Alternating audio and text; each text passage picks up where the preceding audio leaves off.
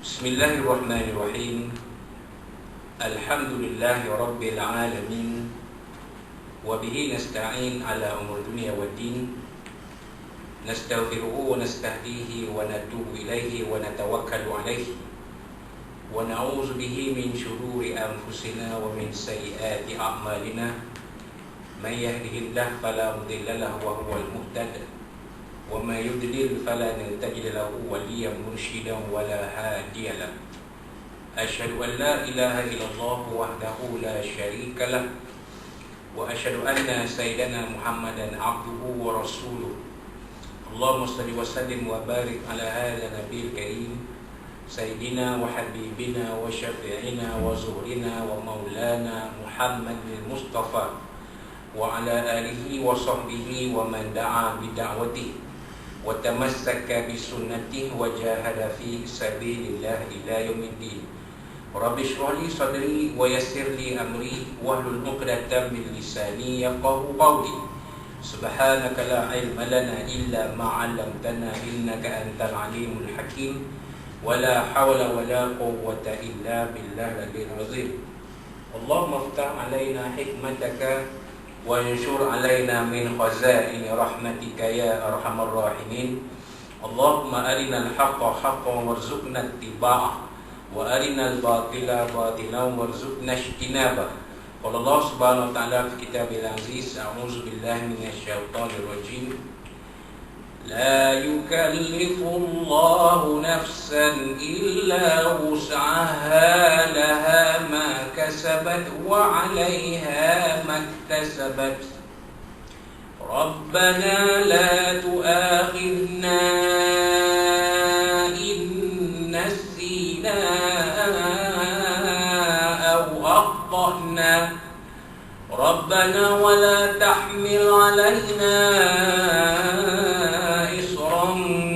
كما حملته على الذين من قبلنا ربنا ولا تحملنا ما لا طاقة لنا به واعف عنا واغفر لنا وارحمنا أنت مولانا فانصرنا على القوم الكافرين Sadaqallahul azim. Wa qala nabiyuna sallallahu alaihi wasallam Allahumma ighfir li dhanbi atau kama qala sadaqa Rasulullah sallallahu alaihi wasallam. Yang berusaha Tuan Imam, sahabat saya, Tuan Izri, tuan-tuan ahli tampuso, pegawai, ahli jemaah Surau Darussalam Desa Menari Bengkala Darussalam sekian rahimakumullah. Assalamualaikum warahmatullahi wabarakatuh. Bapak, alhamdulillah, alhamdulillah pada malam Rabu ini malam 16 Jamadul Akhir 1443 Hijriah bersamaan 18 Januari 2022 kita panjatkan segini puji dan syukur kepada Allah Subhanahu Wa Taala kita telah sama-sama menunaikan solat menunaikan sembahyang fardu maghrib berjemaah sebentar tadi dipimpin oleh imam kita baru ini bertasbih, bertahmid, bertakbir dan mengaminkan doa yang dipimpin oleh beliau. Mudah-mudahan segala permohonan dan permintaan kita diperkenankan Allah Subhanahu Wa Taala. Ya, kita berada di dalam pemeliharaannya, dikurniakan rahmat dan keampunan darinya serta dikurniakan kesihatan dan keafiatan, dijauhkan daripada kita segala mara bahaya, segala musibah, ya, segala bala bencana, segala wabak penyakit berbahaya terutama wabak COVID-19 dan segala fitnah yang nyata, yang tersembunyi, fitnah orang hidup, fitnah orang yang mati, terlebih-lebih lagi fitnah yang besar itu fitnah Masih Dajjal waliyahzubillah. Dan dalam kesempatan ini juga saya ingin merakamkan rasa penghargaan dan terima kasih kepada sahabat kita Tuan Izri dan rakan-rakan yang bersusah payah membantu saya pada malam yang sama ini bulan lepas di mana saya datang juga ke surau ini walaupun dalam keadaan tiba-tiba kurang sihat, yang mana pada awalnya saya menyangka saya sekali lagi terkena wabak COVID-19, tapi rupanya keadaan yang penyakit yang lain sebenarnya, bukan wabak COVID-19. Ya, setelah kita buat ujian ke diri, didapati tidak ada jangkitan COVID-19. Cuma saya mengalami keracunan makanan, dan dari keracunan makanan itu terjadinya satu penyakit ke atas kaki kanan saya, yang mana sekiranya tidak diambil tindakan lebih awal mungkin membawa risiko yang boleh menyebabkan kematian. Jadi penyakit ini nanti saya bagi kat Syazri nama penyakit itu, boleh cek dalam Google apakah jenis dia, dan sebenarnya penyakit ini boleh kena pada semua orang. Dia bukan disebabkan kita tak jaga kebersihan ataupun alergi dan sebagainya. Siapa-siapa pun boleh terkena penyakit ini. Jadi kita mohon pada Allah SWT supaya tidak dijangkiti penyakit ini. Adapun pada saya, ini adalah takdir Allah SWT pada saya, adalah hikmah dia yang kita nampak, yang saya nampak badan saya menjadi rusut lah. Dan benda itu positif untuk saya, bukan negatif. Bila kita berfikir sesuatu secara positif, dia akan jadi positif. Kalau kita berfikir negatif, dia jadi perkara negatif. Alhamdulillah. Cumanya semayang tu masih lagi belum mampu seperti biasa. Kerana ada lagi satu perkara yang perlu diperbetulkan selepas ini. Itu cerita yang kemudian lah. Tapi Alhamdulillah, badan rasa lebih ringan dan lebih mudah bergerak ke mana-mana. Cuma dia kena maintain lah. Tak boleh lah bila dah badan susut ni pulun makan. Kalau orang jamu sampai dia berpinggan, kena berjaga-jaga lah, kawal pemakanan kita. Bagi pada usia yang agak hampir warga emas ni. Tahun depan dah saya dah masuk setengah abad ataupun 5 kurun, setengah kurun. Dah nak masuk ke usia emas. Macam saya sendiri, dia masih lagi jauh perjalanan dia, dan dia ada potensi yang sangat besar dalam hal-hal berkaitan dengan bagaimana rumah Allah SWT ni, dan juga kerja-kerja kebajikan masyarakat setempat. Jadi tuan-tuan dan puan-puan muslimin Allah, saya pun dah tak ingat apa yang saya syarahkan bulan lepas. Memang saya tak ingat, blackout. Saya pun tak ingat hadis mana saya baca malam tu. Cuma saya ingat pada bulan sebelum tu saya ada baca hadis berkaitan dengan sumber pahala itu banyak, iaitu hadis yang ke-39. Tu saya ingat itu. Jadi kita pergi pada hadis yang ke-40 rasanya. Jadi memang saya ingat memang blackout, dan saya tengok pun rakaman pun tak sampai setengah jam. Saya tak tahu apa yang saya cakap dalam tempoh setengah jam tu. Saya tak tahulah, mungkin saya ingat lagi lah. Tapi saya memang tak ingat langsung, tak ingat apa-apa, memang blackout. Memang blackout. Habis mengisyak tu memang siapa-siapa yang tengok tahulah. Memang saya blackout terus malam tu. Dan kena keracunan makanan selama 3 hari. Cuma tak pergi hospital saja. Tak pergi hospital sebab masih boleh lagi menggunakan kaedah-kaedah yang ada. Kalau teruk sangat macam Azwan Haji, mungkin ke hospital. Dia pun masuk ICU hospital kerana keracunan makanan. Jadi keracunan makanan bukan suatu perkara yang main-main. Jadi perlu diambil serius juga. Baik, kita pergi kepada hadis yang ke-40 yang diberi tajuk oleh penyusun kitab ini, almarhum Tuan Guru Al-Ustaz Tuan Haji Ahmad Fahmi Zamzam Abu Ali Al-Bajali An-Nadwi rahimahullah ta'ala. Tajuknya rahmat yang luas dan pengampunan yang berkekalan. Betul? Betul Jadi hadis ini diriwayatkan daripada Abu Hurairah radhiyallahu anhu. An Abi Hurairah radhiyallahu anhu, daripada Abi Hurairah radhiyallahu anhu, ada Nabi sallallahu alaihi wasallam, daripada Nabi sallallahu alaihi wasallam, fi ma yahki an Rabbih tabaraka wa ta'ala, pada mana baginda meriwayatkan daripada Allah Subhanahu wa taala. Fima yahka, pada mana Nabi SAW yahka hikayah. Maknanya Nabi SAW menceritakan, menyampaikan an Rabbih, daripada Tuhannya tabaraka wa ta'ala. Qala siapa? Bukan qala Nabi SAW, qala Allah Ta'ala. Maknanya hadis ni hadis qudsi.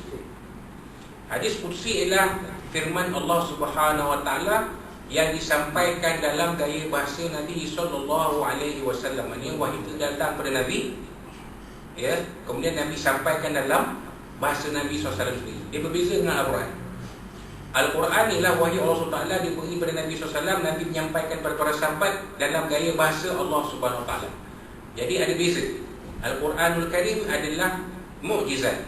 Hadis Qudsi bukan mukjizat, walaupun kedua-duanya wahyu Allah SWT.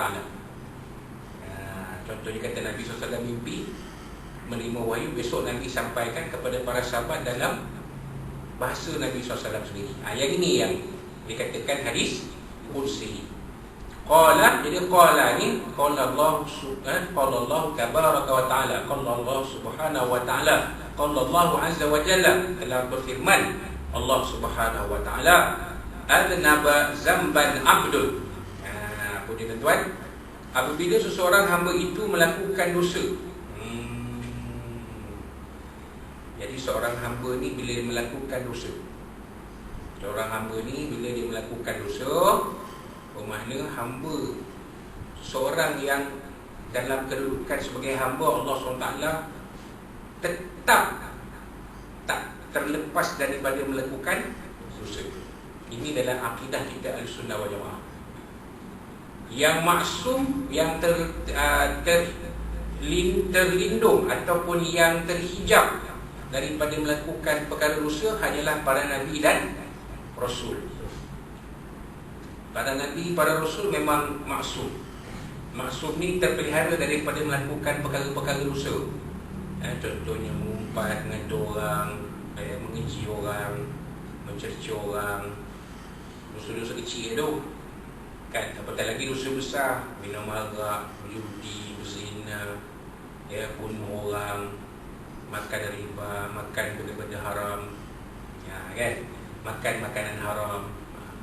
Itu dah tentu sangatlah itu dosa besar.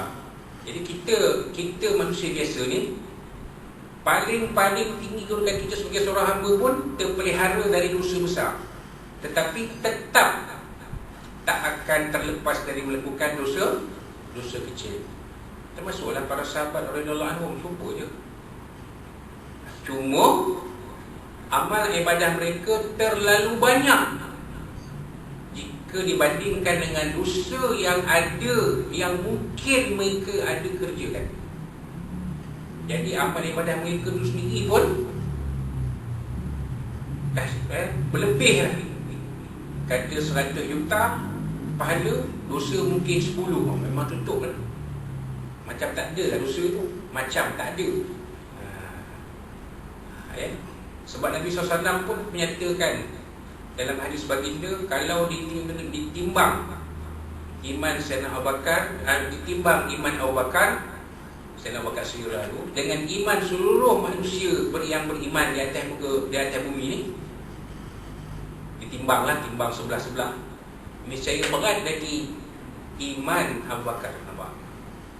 Jadi Abu Bakar ni memang tak maksum, tapi kalau ada dosa pun dah ditampal awal-awal siap dengan amal ibadahnya, dengan segala-galanya, memang macam tak ada dosa lah. Begitu jugalah Sayyidina Umar bin Khattab, Sayyidina Uthman bin Affan, Sayyidina Ali bin Abi Thalib radhiyallahu anhum ajma'in, dan sahabat-sahabat yang lain pun. Kan? Golongan salafus salih, para ulama, innama yakhshallaha min ibadihi ulama'u. Allah Ta'ala sebut dalam Quran, sesungguhnya yang paling takut kepada Allah dari kalangan hamba-hambanya ialah para ulama. Ulama, jadi ulama ni dosa je, ada dosa. Tapi kalau dibandingkan amal ibadah ni, memang seolah-olah macam tak ada dosa lah mereka ni.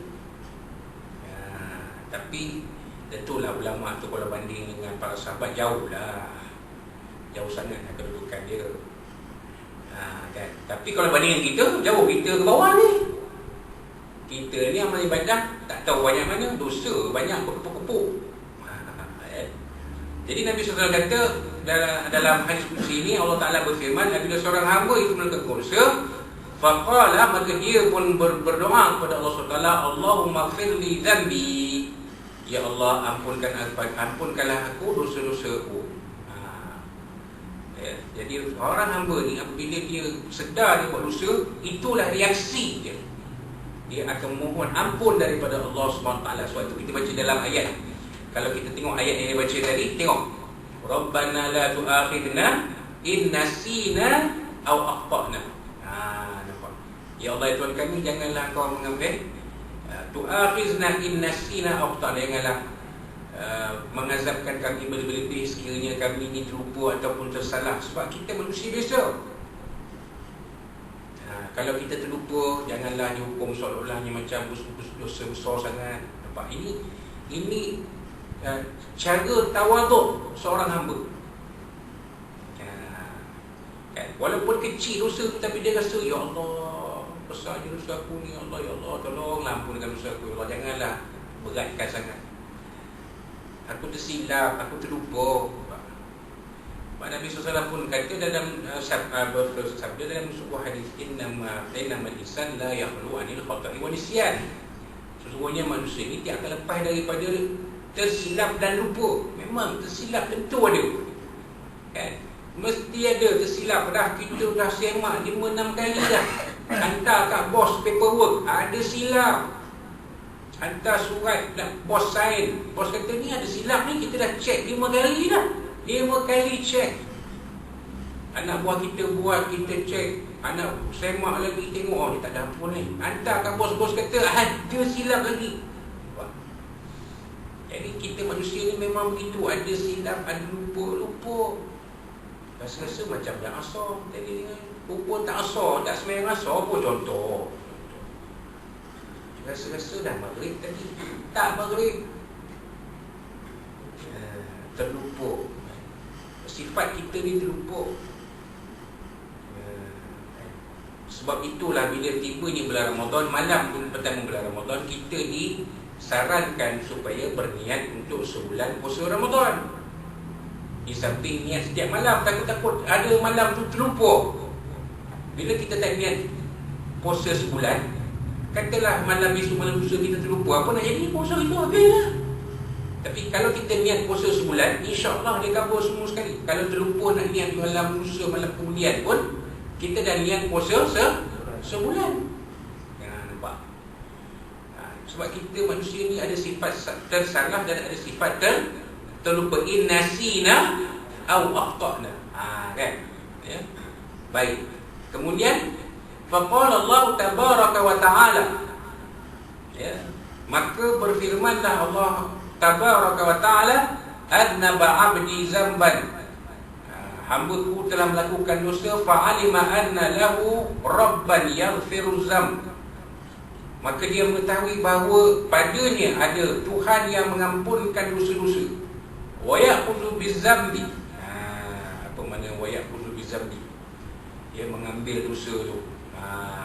Ya. Dan dia memahami bahawa ia mengampuni Tuhan yang mempunyai Tuhan yang mengampuni segala dosa, atau boleh pula menyeksa dengan sebab dosa itu. Ya.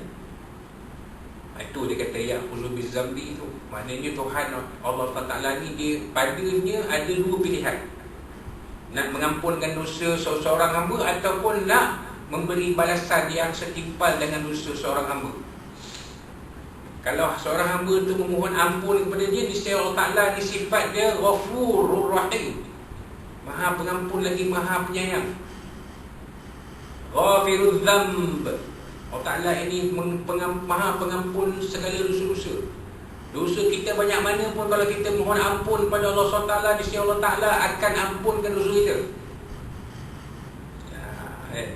Walaupun dosa kita ni banyak, sangat banyak, tak terkira banyak.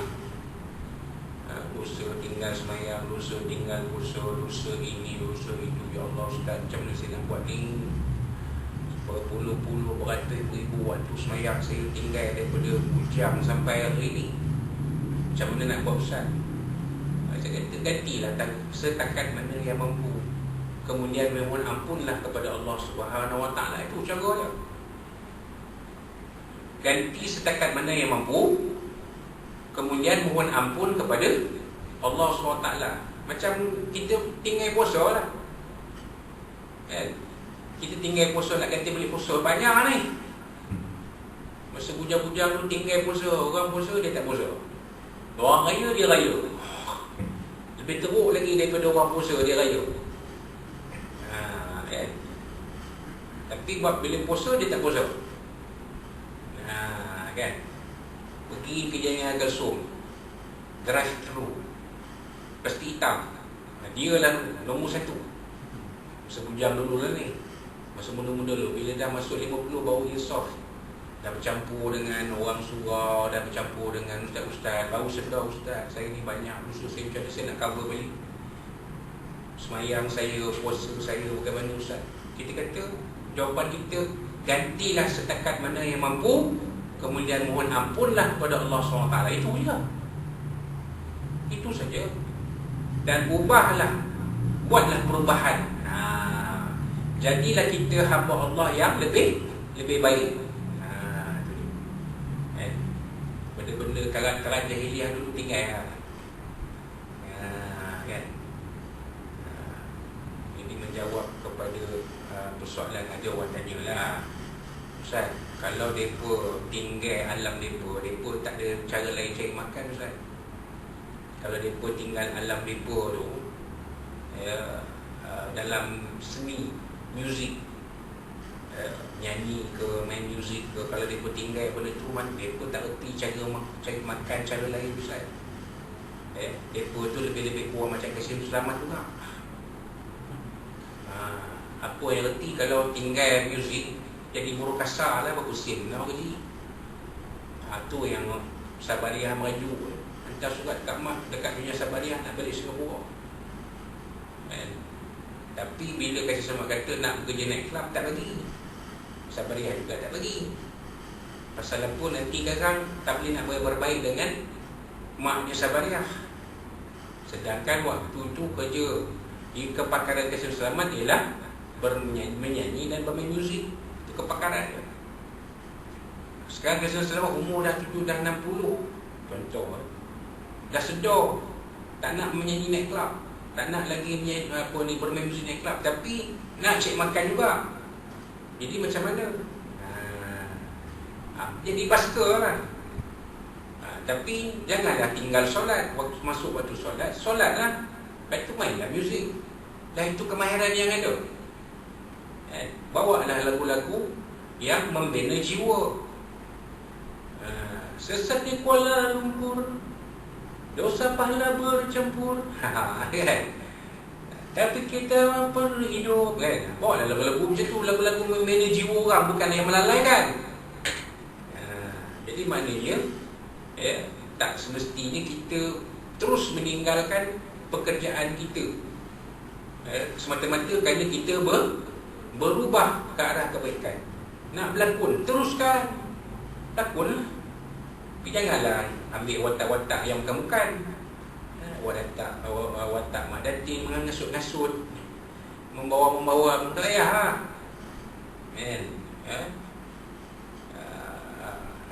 Bergaduh, skandal sana, skandal sini dalam drama tu lah. Tak payah lah. Ambil lah watak yang elok-elok. Jadi isteri pada Tok Adi tanah kubur ke, nak bagus isteri yang memberi semangat kepada suami dia. Ambil watak-watak yang bagus, watak-watak yang boleh memberi pengajaran kepada penonton. Jadi tak mesti kita bila berubah tinggal alam pekerjaan kita. Sebab itu kita cari rezeki kita di situ. Kan? Baik.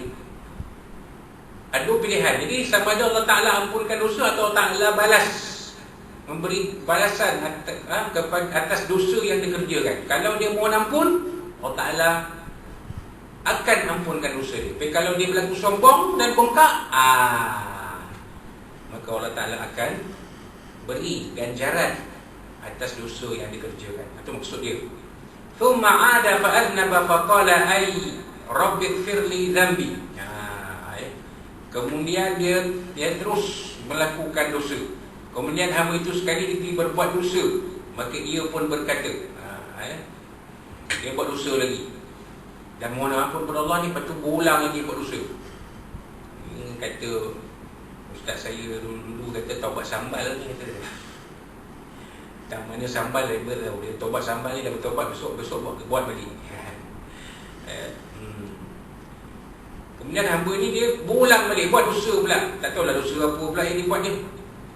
Kan. Faqala ay rabbighfirli, maka dia pun bermohon berdoa kepada Allah, ya Allah ampunkan dosa aku. Faqala Allah tabaraka wa taala adnaba 'abdi dzamban. Ya, hamba-Ku telah melakukan dosa, fa'alima anna lahu rabban yaghfiru dzamba wa ya'khudhu bidzamb. Maka dia mengetahui bahawa padanya ada Tuhan yang akan mengampunkan dosanya dan mengambil ya'khudhu bidzamb, memberi ganjaran atas dosa yang dikerjakan. Dan Allah Ta'ala kali kedua tu Allah Ta'ala bagi can lagi tu. Maknanya Allah Ta'ala pada kali kedua itu masih lagi ada pilihan pada Allah Ta'ala. Nak ampunkan ke, nak bagi, nak azab nanti dalam neraka kan? Ada lagi pilihan. Thumma 'ada fa'adnaba faqala ayya. Kali ketiga, 3 kali buat dosa. Kali pertama mohon ampun, ya Allah ampun dosa aku. Allah berkata tak apa, aku akan pilih nak ampunkan dosa ke ataupun nak azab nanti. Kali kedua buat dosa lagi ni, mohon ampun lagi sekali, ya Allah ampunkan dosa aku. Allah Ta'ala pun bagi tahu. Allah Ta'ala pun sebut, ya tak apa, ada lagi peluang. Aku bagi peluang lagi nak ampunkan dosa ataupun nak beri balasan atas dosa yang dikerjakan. Thumma 'ada fa'adnaba faqala ay rabbighfir li dhanbi. Kali ketiga pula lah. Tadi dah 2 kali, ni masuk kali ketiga dosa. Faqala ay rabbighfir li dhanbi. Pun doa yang sama kan, ya Allah ampunkan dosa aku. Tunjukkan seorang kita ni memang tak lepas daripada dosa. Hari ni dosa kita apa tak? Tengok balik daripada pagi bangun tidur sampailah waktu ini, apa dosa yang kita buat agak-agak. Lambat sembahyang subuh, pukul 7 subuh. Dosa dia tu, dosa tu. Kalau sengaja lah, contoh kan, kalau sengaja, kalau tak sengaja cerita lain. Apa dosa kita? Dosa dengar cerita, dengar percaya gosip orang. Dosa tu kan. Percaya cerita yang belum pasti kesahihannya. Macam baru ni kan viral, seorang mencuri tabung masjid dimandikan oleh tok imam dan pegawai. Nasib baik mandi pakai baju. Kalau mandi bogel dah tahu lah, viral pula video tu. Penyudahannya dihukum, jatuh hukum mahkamah 10 hari penjara, RM4,000 denda. Kemudian mahkamah tukar pula berapa puluh jam kerja masyarakat. Kerja masyarakat ni contohnya sapu sampah, kerja DBI lah, senang cerita. Angkat sampah, join kerja DBI tu, angkat sampah rumah orang ke rumah orang, 20 jam, 30 jam. Sebab mahkamah mendapati hukuman yang patut diberi sepatutnya bersifat pengajaran, bersifat mendidik, bukannya menghukum. Pasal budak ni muda lagi, boleh dibetul. Kalau dah tua bangka, tu cerita. Kalau dah umur 60 pergi curi tabung masjid tu, elok sangat lah, kena RM4,000 10 hari penjara. Dah tua-tua bangka pun tak sedar lagi.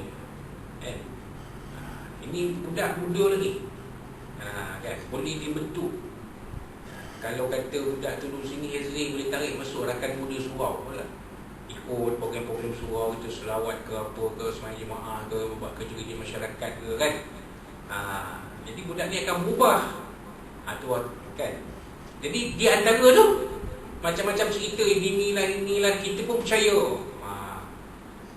Zalim lah imam masjid ni, pergi mandikan budak-budak tu mencuri pasal tak ada duit.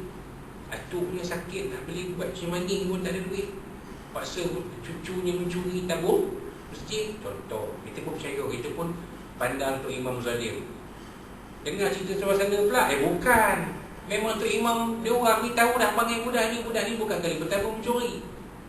Rupanya budak ni ada masalah, mengambil benda terlarang. Rupanya nak cari duit, nak beli benda tu, dia pergi curi tabung masjid. Ya. Jadi kita percaya cerita tu, tak tahu macam mana semua, kita duduk percaya. Dosa juga. Mempercayai cerita yang tidak sahih, tidak pasti kesahihannya, juga merupakan satu dosa. Percaya, tu yang percaya, tak selidik, tak tabayun lah. Kata orang sekarang kata tabayun lah. Selidik dulu kan. In ja'akum fasiqun binaba'in fatabayyanu. Ya allazina amanu, wahai orang beriman, in ja'akum fasiqun binaba'in, bila datang kepada kamu seorang fasik membawa berita, tak mesti orang fasik lah. Tapi kalau orang mukmin buat berita, kita tak payah check. Orang fasik dia, bila orang fasik dia kita kena check. Bila orang mukmin bawa cerita, dia terima bulat-bulat. Tak. Tapi Allah Ta'ala bagi contoh fasik ni memang susah nak percaya, maka kena selidik lah. Dan tentulah kalau fasik, orang fasik buat cerita pun kita kena selidik. Sama lah, tak kira lah mukmin ke pun semua lah, kena check juga. Kita kena selidik juga. Itu mesej dia. Itu dosa. Dia kaji balik, apa dosa dia? Tengok dalam YouTube ada gambar perempuan pakai seksi, kita pun layan. Dosa. Nampak. Jadi bila kita terasa buat dosa, kita mohon ampun pada Allah SWT, walaupun berkali-kali pun. Dah 3 kali ni. Faqala tabaraka wa ta'ala aznaba 'abdi zamban fa'alima anna lahu rabban yaghfiru dzamba wa ya'khudhu bidzamb. Allah Ta'ala berfirman, Allah SWT tabaraka wa ta'ala berfirman, hamba-Ku melakukan dosa, maka dia mengetahui bahawa padanya ada Tuhan yang akan mengampunkan dosanya dan juga membalas, memberi balasan atas dosa yang dikerjakan. Qad ghafartu li 'abdi. Ini kata Allah SWT, sesungguhnya aku mengampunkan hamba-Ku ini. Fal yaf'al ma syaa, maka buatlah apa yang dia mahukan. Tapi jangan salah faham. Jangan salah faham. Macam tu kita berzina lah, Allah Ta'ala ampun dosa kita. Mencuri lah, Allah Ta'ala ampun dosa kita. Minum arak lah, Allah Ta'ala ampun dosa kita. Beli lah nombor ikut macam mana pun, Allah Ta'ala ampun dosa kita. Beli yang ini kita minta ampun, ya Allah ampun dosa kita, Allah Ta'ala ampun dosa kita. 10 kali beli nombor ikut, 10 kali kita minta ampun pada Allah Ta'ala, Allah Ta'ala ampun dosa kita. Jangan salah faham. Maksud falyaf'al ma syaa, ini maknanya Allah SWT memberi kebebasan kepada hamba-hambanya berfikir apa perbuatan yang nak dikerjakan itu adakah baik atau buruk. Kalau baik buat, kalau tak baik jangan buat. Tetapi kalau terbuat ataupun dilakukan atas sifat seorang hamba yang memang tak lepas daripada dosa, maka kata Allah Ta'ala, qad ghafartu li 'abdi, aku akan ampunkan dosa hamba-Ku walaupun dosa itu sebesar gunung Everest. Dengan syarat dia memohon ampun kepada aku. Itu dia, kena faham tu. Maknanya dengan syarat dia bertaubat kepadaku, memohon taubat kepadaku, maka harapan tu ada. Tapi kalau dia buat sombong, dia buat bongkak, perangai dah macam perangai Qarun, perangai dah macam perangai Fir'aun, memang tak ada harapan, ada kan? Apa kena-mena jaga kubur semestinya lah. Kalau nasihat aku, apa aku tahulah. Kita ajak kan, ajak datang surau, tuan kita ni dah berumur, datang ke surau, contoh kan. Dia kata ni kubur semestinya lah, kata aku tahulah bila aku nak datang surau, bila aku nak datang masjid. Kau jagalah kubur kau sendiri, kau pun belum tentu betul semua lagi kau nak kasih aku. Contoh, tuan tak payahlah beli nombor ikut tuan, tak ada manfaatnya. Menang sekali, kalah 9 kali, habis duit kita. Itu aku punya suka lah. Contohnya aku punya suka lah. Contoh, suka hati aku lah. Duit aku bukan duit kau, kau pinjam duit kau, beli nombor. Duit aku, yang melingkup pun aku, yang kaya pun aku, yang untung pun aku, yang dapat first prize pun aku. Kenapa kamu nak sibuk-sibuk? Contoh. Kalau orang macam ni, tak ada dalam diri dia rasa memohon ampun kepada Allah SWT, mana terserah kepada Allah Ta'ala. Sebab itulah Allah Ta'ala berfirman, falyaf'al ma syaa. Ma syaa, kan kena faham tu. Kan dalam sebuah hadis Nabi SAW menyebut, illam tastahi faf'al ma syi'ta, atau kama qala. Kalau kamu rasa tak ada malu dalam kehidupan, maka buatlah apa-apa sesuka hati kamu. Kita combine dengan ayat dengan hadis kursi ni. Maksudnya kalau kita ada rasa kehambaan pada Allah SWT, apabila kita terasa diri kita berdosa, kita mohon ampun pada Allah SWT walaupun kita berkali-kali melakukan dosa. Itu maksudnya rasa kehambaan. Tapi kalau kita tak ada rasa kehambaan, kita rasa bongkak, kita rasa kita melongkat langit, memang kita tak, ego kita tu tinggi, kita takkan mohon ampun pada Allah SWT. Malah mungkin perangai kita akan jadi macam perangai umat terdahulu. Apabila diperingatkan oleh Rasul mereka tentang azab Allah, apa kata mereka? Datangkanlah azab Allah tu, azab Tuhan kamu tu kepada kami. Kami tunggu ya. Kami tak peduli. Nampak? Jangan kata orang umat terdahulu ada perangai sifat macam tu. Kita hari ni pun ada sifat macam tu. Cuba kita tengok. Ada yang macam tu. Tapi kalau kita ada sifat kehambaan, ini sifat kehambaan tadi, maka rahmat Allah Ta'ala itu sangat luas kepada kita. Dan keampunan itu akan berkekalan untuk kita. Itu cerita dia. Walaupun kita melakukan dosa berkali-kali. Baik, wallahu a'lam.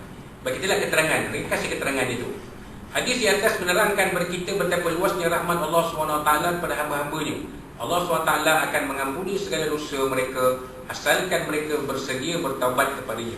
Memang sudah menjadi suatu kepastian kita sebagai manusia yang lemah ini adalah sangat terdedah untuk berbuat dosa, sama ada dosa itu yang disedari atau tidak, dan sama ada dosa itu besar atau kecil. Oleh itu, wajarlah bagi kita untuk selalu beristighfar kepada Allah Subhanahu Wa Taala dan meminta keampunan daripadanya. Jadi betul lah. Itulah dia.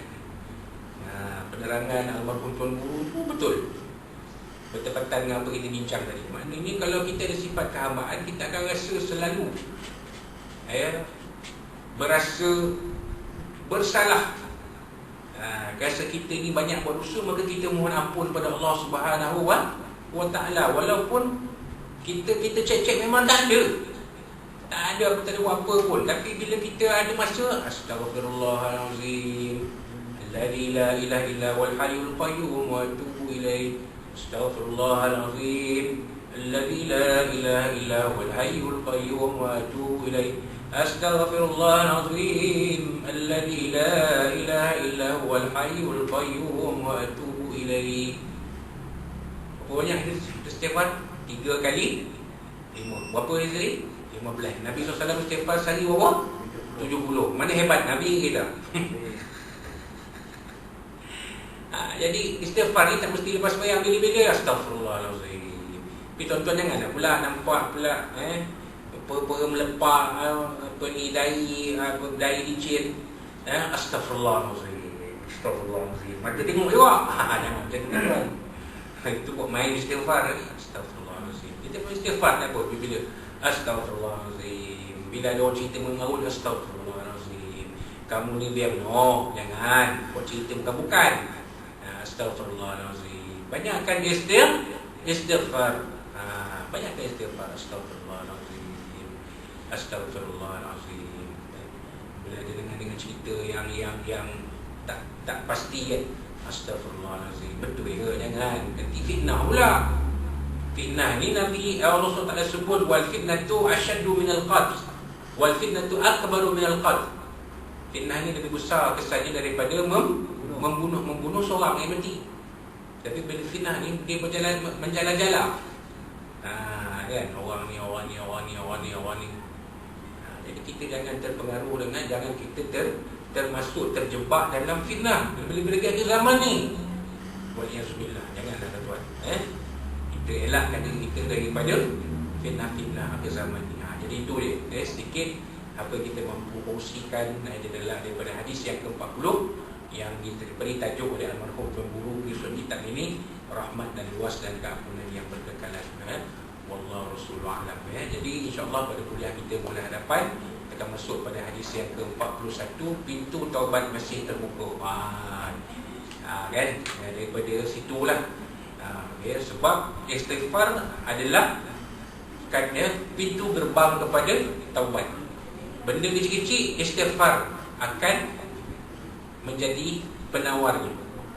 Benda yang besar-besar penawarnya tak ada lain melainkan taubat. Jadi insya-Allah kita akan bincangkan tentang hadis yang berkaitan dengan taubatnya, hadis yang ke-41 ni insya-Allah pada kuliah kita akan datang, iaitu kita panjangkan umur kita, diberi kita kesihatan insya-Allah SWT.